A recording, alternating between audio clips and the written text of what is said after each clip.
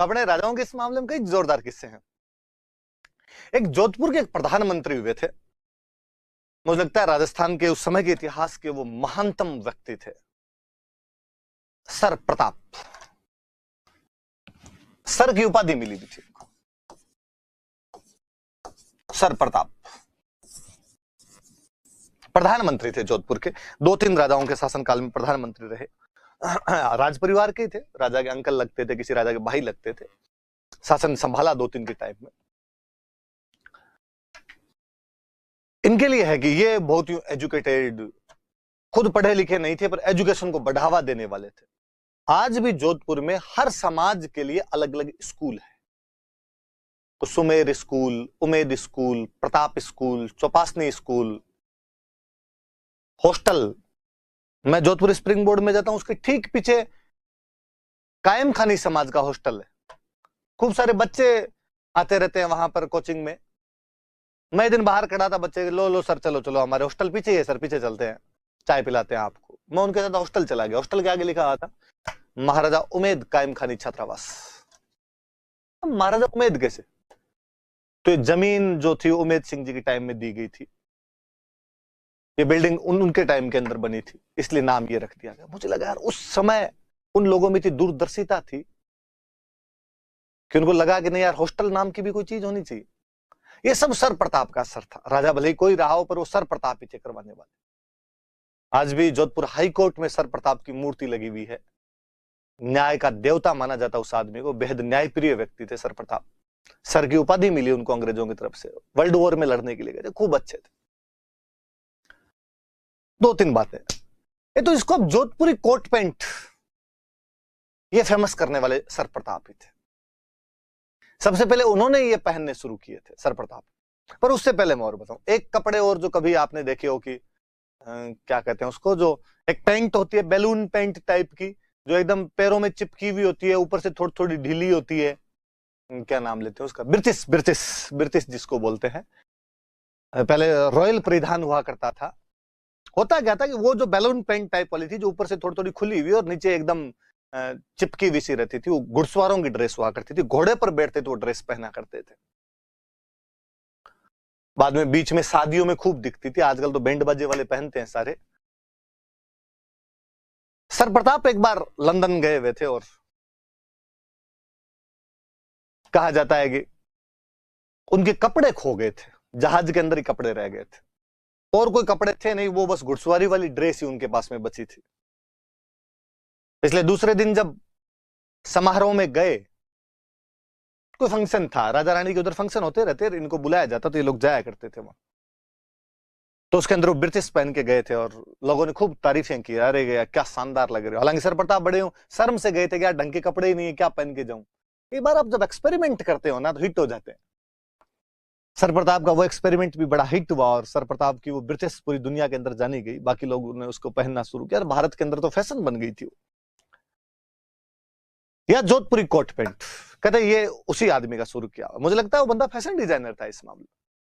कहते गंगा सिंह और सर प्रताप, शायद इसी एडवर्ड सप्तम के राष्ट्र तिलक समारोह की बात है, बीकानेर महाराजा गंगा सिंह और सर प्रताप दोनों जोधपुरी कोट पैंट पहन के राष्ट्र तिलक समारोह में भाग लेने के लिए गए थे।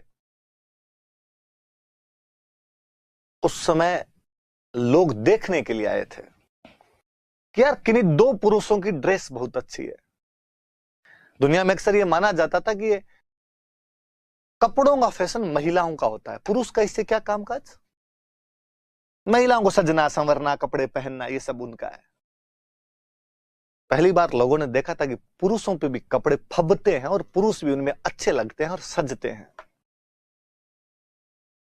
गवर्नमेंट ऑफ लंदन ने, ब्रिटिश सरकार ने गंगा सिंह और सर प्रताप का जोधपुरी कोट पैंट में एक फोटो खिंचवाया था और ब्रिटिश गवर्नमेंट ने उस फोटो को डाक टिकट पे लगाया था, पोस्टल स्टैंप जारी किया था। यार इतनी अच्छी ड्रेस है, इसका तो पोस्टल स्टैंप जारी होना ही चाहिए। तो एक दो फैशन डिजाइनिंग वाली सर प्रताप की बात मुझे इस राष्ट्र तिलक समारोह से याद आई। फिर उनके 2-4 किस्से हैं। एक तो अंग्रेजी उनकी मेरी तरह बहुत कमजोर थी, ज्यादा अच्छी अंग्रेजी नहीं बोल पाते थे। एक बार कोई एक अंग्रेज महिला आई हुई थी, उसको जोधपुर घुमाने के लिए निकले। पैदल पैदल पैदल पैदल जा रहे थे। रास्ते में कहीं बरसात हो रही, थोड़ा पानी बिखरा हुआ था। ये नहीं पता कि सड़क पे ही पानी इकट्ठा हो रखा है या खड्डा वड्डा है उसके अंदर पानी है। तो सर प्रताप ने उन लेडी को कहा कि आप रुकिए, मैं पानी में जाके देखता हूं, यदि थोड़ा थोड़ा पानी हुआ तो अपने इसको क्रॉस कर लेंगे, पानी ज्यादा हुआ तो हम दूसरे रास्ते से चलेंगे। सर प्रताप उतरे पानी में, पानी घुटनों तक पानी आ रखा था। तो भाई ने तो पैंट फोल्ड की, उतर गया उसके अंदर। अब उस लेडी को कैसे समझाए कि पानी कितना है? अंग्रेजी बोल के बता नहीं, भूल गए सेंटेंस मेरी तरह फ्रेमिंग करना कि क्या बोलना है। तो कहा देयर इज गोडा गोडा वाटर, यहां गोडों गोडों तक पानी आ रखा है। तो अंग्रेजी थोड़ी उस प्रकार की हुआ करती थी। क्या कहते हैं, कोई अंग्रेज रेजिडेंट था, उसको कुत्तों की लड़ाई देखने का बहुत शौक था। क्या दिन उसने सर प्रताप गया, सर प्रताप तुम्हारे पास भी कुत्ते हैं क्या? उसने कहा हाँ। तो कल तुम्हारा कुत्ता लाना, मेरा कुत्ता, लड़ाई करवा के देखेंगे। दूसरे दिन उसके पास गए, कुत्ते को बाहर खड़ा किया, अंदर गए। अब भूल गए कि इसको कैसे बोले अंग्रेजी में। उसने पूछा हाँ, तो कहा यू डॉग मतलब तुम्हारा कुत्ता, मी डॉग मतलब मेरा कुत्ता, फाइटिंग फाइटिंग। उसने कहा वाह भली बात है, अब यू ही डॉग है और मी डॉग है, जो तो अपने ही लड़ लेते हैं आपस में, और तो क्या ही करे। उनका एक और अच्छा सा किस्सा जो मुझे याद आता है कि एक बार कोई ब्रिटेन की रानी के किसी फंक्शन में, शायद बर्थडे था रानी का, उस बर्थडे के अंदर गए हुए थे। अपने राजस्थान में ये त्योहार धोखते नहीं है भाई, बर्थडे अपने जानते ही नहीं। और जाने क्या, अपने बर्थडे पता भी तो नहीं होते कब आता है। मम्मी को पूछ लें कि बर्थडे कब आता है, तो मम्मी अभी भी वैसे बताती है, कहा अपने गोरती गा ब्याई ने 20 साल तू हो। कब गोरती गा ब्याई थी, कब मैं हुआ था, जकी साल आपने चीना होया 20 साल तू हो। चने कोई 5-7 साल में एक बार होते हैं यार, एग्जैक्टली सन किसको याद रहे। इसलिए अपने ज्यादातर की तो जो बर्थ डेट है तो 1 जुलाई से 10 जुलाई के बीच मिलती है। स्कूल गए, मार साहब का नाम लिखो, साटा बर्रो, कितना वर्रो हुआ है, 5 वर्रो है। मार साहब वो 1 जुलाई से 10 जुलाई के बीच में नामांकन चल रहे होते हैं, उससे 5 साल पीछे ले जाके लिख देते हैं 6 जुलाई 2015। अपने जन्म तिथियां वैसी है, तो अपने यहाँ बर्थडे मनाना रही कोई जानता ही नहीं था। पर बुलाया तो भाई चले गए यहाँ से सर प्रताप। वहां तमाम राजा आए हुए, ब्रिटेन की रानी का बर्थडे, पूरी दुनिया इकट्ठी हो रखी है, दुनिया के बड़े बड़े राजा आ रखे, सब महाद्वीपों पर अंग्रेजों का कब्जा, सबके पास में गिफ्ट। सर प्रताप खाली, सर प्रताप को यह भी नहीं पता था ये भी देना होता है। सर प्रताप ने किसी से पूछा इस चिलकने कागज में क्या है? उन्होंने देखा कागज, तू नहीं लाया क्या? उनको मांगते केवल खाना खाने ही आ गया, ये गिफ्ट होता है, गिफ्ट देना होता है। तो यार हमारे मनाते ही नहीं है त्योहार, हमें क्या पता क्या देना होता है क्या नहीं देना होता है। दिवाली मनाते हैं, हम बता देते हैं दिवाली पे क्या क्या होता है। उनका अब तेरी बेइज्जती हो जाएगी। अब वहां भाई अंग्रेजों का एक बंदा खड़ा, लिस्ट लिए एक एक का नाम पुकारे, Maharaja of Patiala, Maharaja of Dholpur, Maharaja of Tonk, जिस जिस महाराजा का नाम है या जो भी और, हैदराबाद, भोपाल, त्रावणकोर, जूनागढ़, सब ले लेके गिफ्ट लेके जाए, रानी को गिफ्ट दे, हैप्पी बर्थडे हराइस, वापस आए। सर प्रताप खड़े हुए, सर प्रताप खड़े हुए तो गिफ्ट नहीं पास में। सारे लोग हंसे, अब इसकी बेइज्जती हो गई, अब वहां जाके क्या देगा। सर प्रताप आगे गए और पहले अपने वाले रहते अपनी पोशाक में ही थे, तो जोधपुरी कोट पैंट इस टाइप की पहनी हुई, ऊपर साफा बांधा हुआ, बाकायदा तलवार लटकाई हुई। बोले चले लंदन गए थे पर वो अपनी संस्कृति वहां भी लेके चले जाया करते। मतलब जब कोई आदमी गाय भी ले जा सकता है तो तलवार तो बहुत बड़ी चीज ही नहीं है। तलवार लटकाई हुई, रानी के सामने गए, रानी के सामने सावधान खड़ा हो गया, तलवार म्यान से बाहर निकाली। म्यान से बाहर निकाली तो वो बॉडीगार्ड से वो भाग के, उन्होंने कहा आज सल्टाएगा रानी को, जिसमें शक नहीं है। उन बॉडीगार्ड्स को अपनी टूटी फूटी अंग्रेजी में समझाया, stop stop, I want to talk queen. रानी को लगा कुछ कहना चाहता है, उसने बॉडीगार्ड्स का आने दो, गए उसके पास, जाकर कहा हैप्पी बर्थडे हराइस, और अपनी टूटी फूटी इंग्लिश में और उसको बताया कि मैं गिफ्ट नहीं ला सका, लेकिन मैं आपको ये मेरी तलवार भेंट करता हूं।